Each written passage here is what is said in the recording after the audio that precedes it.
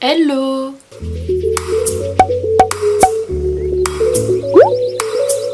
On se retrouve aujourd'hui dans une nouvelle vidéo qui sera ma skincare routine.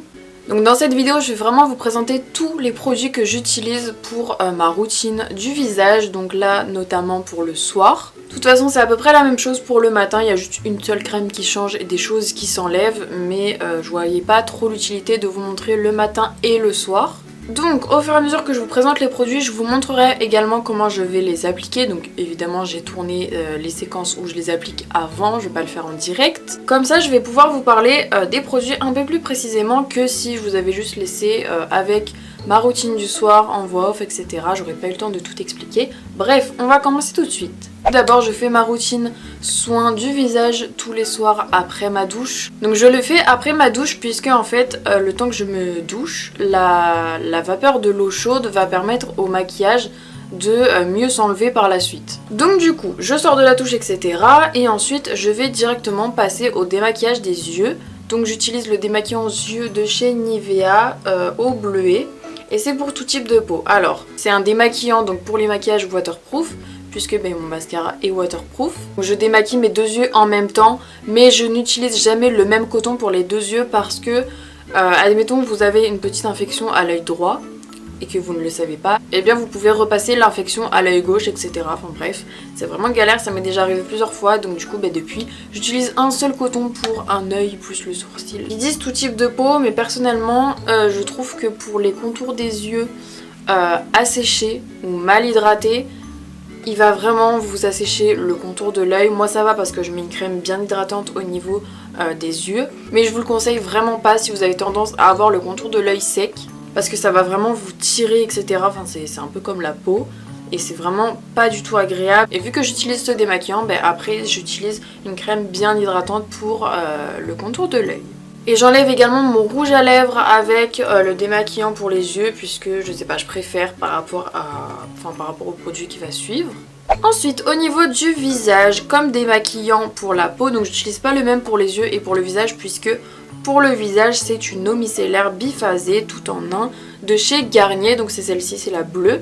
Et du coup c'est pour les maquillages difficiles à enlever, donc pour les maquillages waterproof. Moi j'utilise ça puisque je trouve que ça enlève mieux le maquillage que les démaquillants normaux. Mais j'ai pas vraiment besoin de démaquillage waterproof puisque j'ai rien de waterproof sur moi. Enfin sur mon visage. Donc moi je l'aime vraiment énormément. Il convient aussi aux porteurs de lentilles. Donc il est vraiment tolérant au niveau de la peau, des yeux, des lèvres, etc. Par contre il y a marqué démaquiller plus nettoie plus réconforte sans rinçage.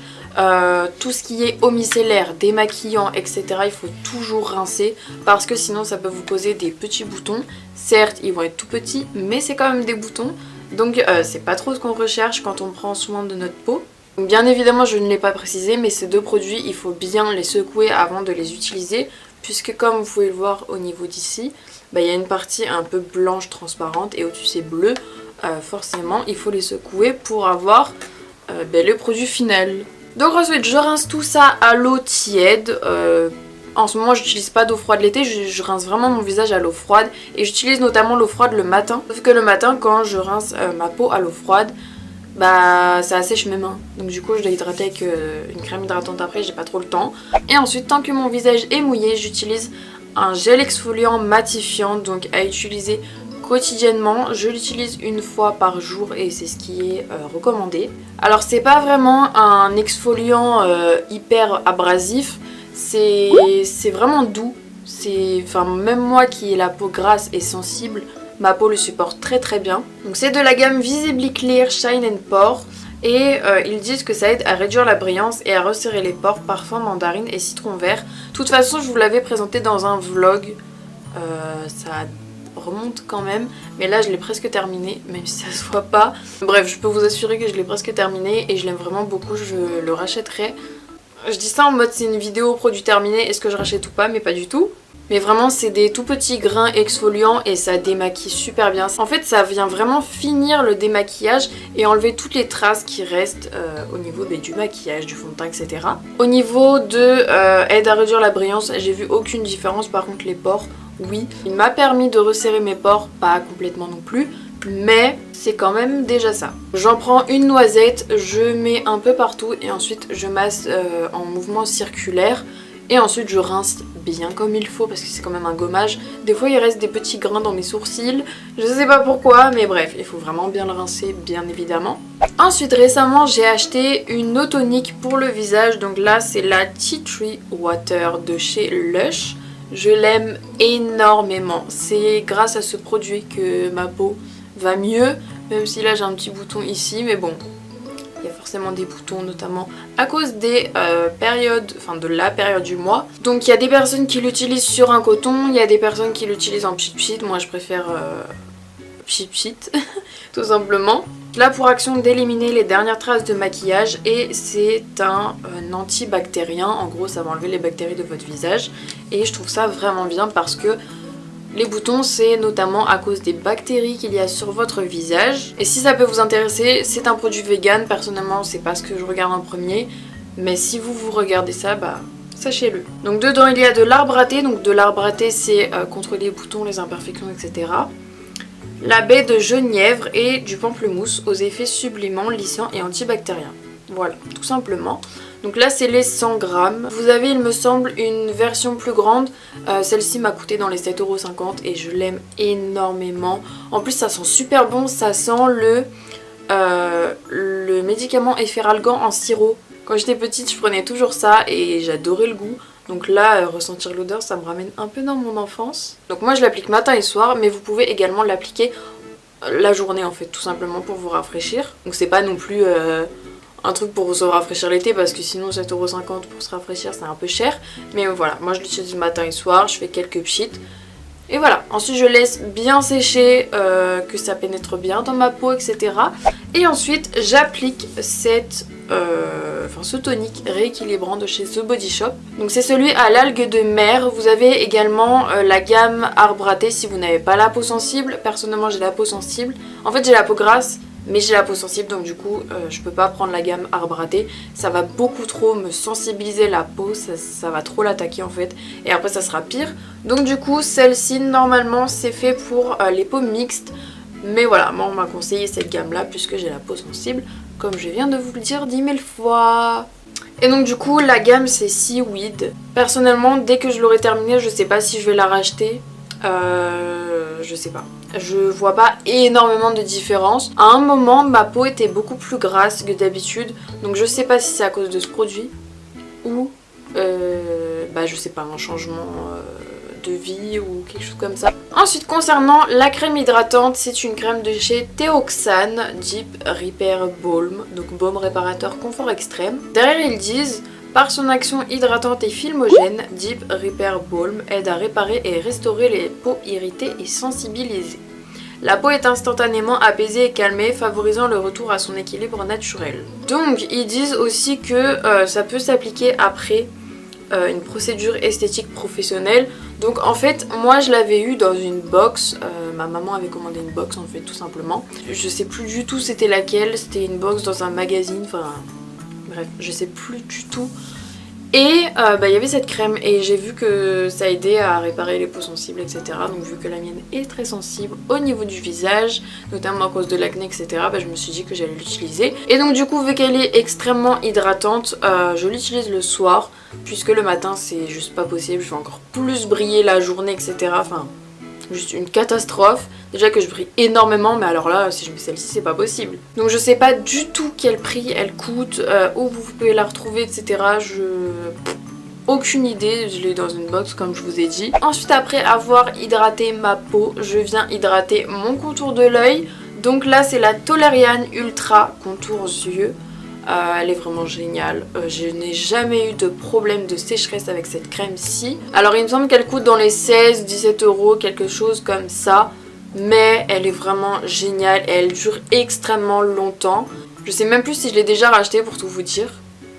Je pense que je l'ai racheté une fois en 3-4 ans. De toute façon, il faut vraiment à peine appuyer, enfin il faut à peine en prendre sur le doigt. Pour l'appliquer, je vous conseille fortement d'utiliser l'annulaire parce que c'est apparemment le doigt qui aurait moins de force. Bon après vous n'allez pas faire non plus avec le dernier, hein. Forcément c'est toujours lui qui a moins de force.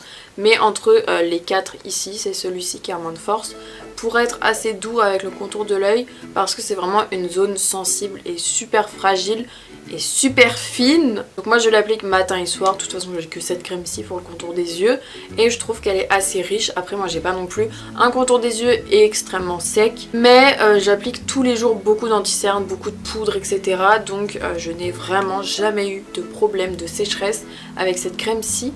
Et il me semble que l'instagrammeuse, alors je sais pas du tout prononcer son pseudo, je vous le mets juste ici, l'utilise également après ses maquillages. Elle en met vraiment une couche assez épaisse et ça prouve que c'est assez hydratant.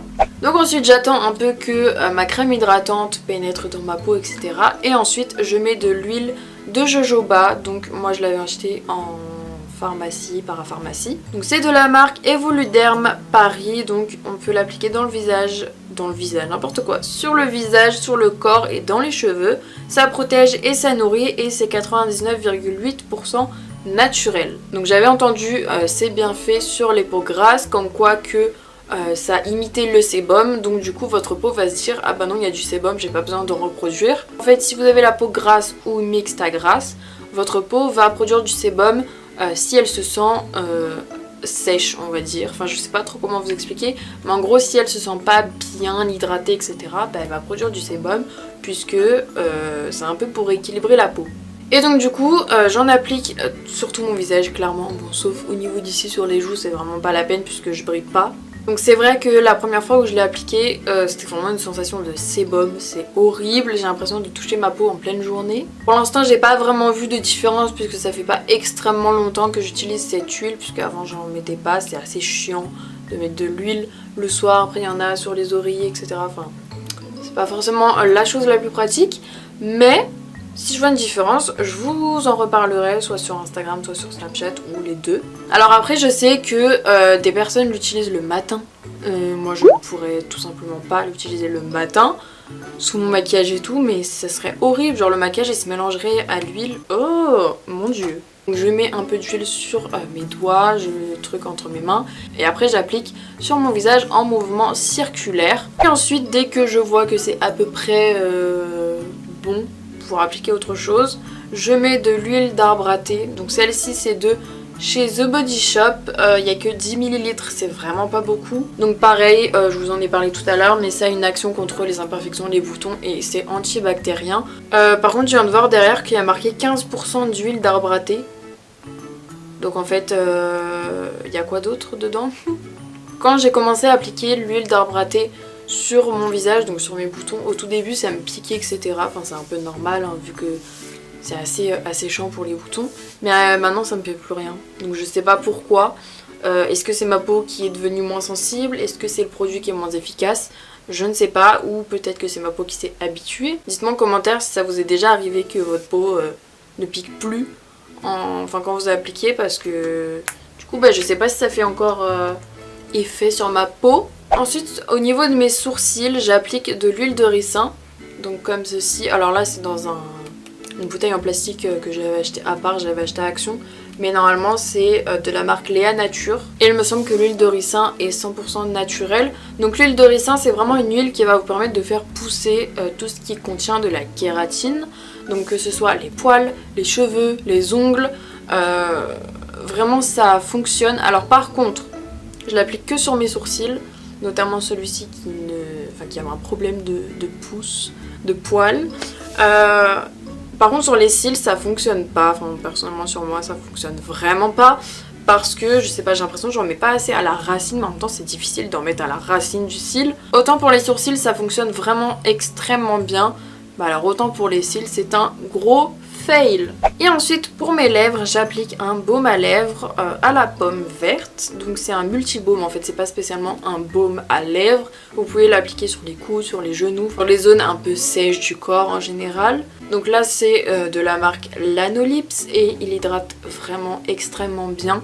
À chaque fois que j'ai les lèvres vraiment super sèches, etc. à cause du froid, à cause de, enfin je sais pas, un mauvais soin, des fois j'hydrate pas assez, etc. Bah c'est un peu mon baume à lèvres de secours. Par contre, dans la même marque, vous avez un baume à lèvres, un traitement spécial pour les lèvres. Enfin, c'est sous forme de baume à lèvres, hein. C'est pas un traitement de ouf et tout, hein. Mais c'est au citron et il y a marqué Enfin, il y a marqué en gros que c'est spécialement pour les lèvres. Personnellement, je trouve que ça m'assèche les lèvres. Ah, ça sent les bonbons créma à la pomme en fait, c'est... Ça sent vraiment super bon. Donc ils disent que vous pouvez l'utiliser également sur les cuticules. Donc les cuticules c'est ce qu'il y a autour des ongles. Et ensuite pour terminer, vu que j'ai fait beaucoup de soins, j'ai passé mes mains sous l'eau etc. Bah, ça m'assèche beaucoup les mains. Donc j'utilise une crème pour les mains de chez Action. Donc c'est pour les mains et pour les ongles. Et ça sent pas du tout le miel, même si c'est au miel. Ça sent le propre tout simplement, mais ça sent bon, voilà, le soir un peu de crème, ça fait pas de mal. Mais bon, je m'attendais quand même à ce que ça sente le miel.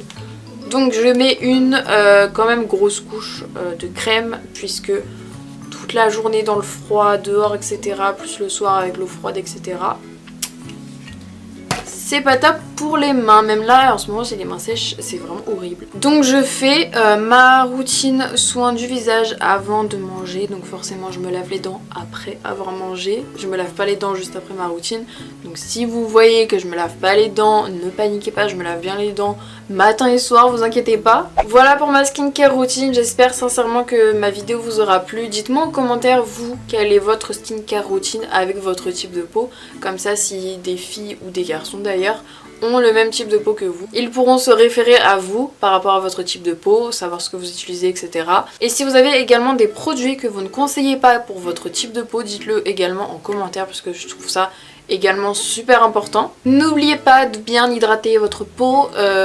L'hydratation ça passe également par l'intérieur, donc boire de l'eau toute la journée, etc. Un poil de chat.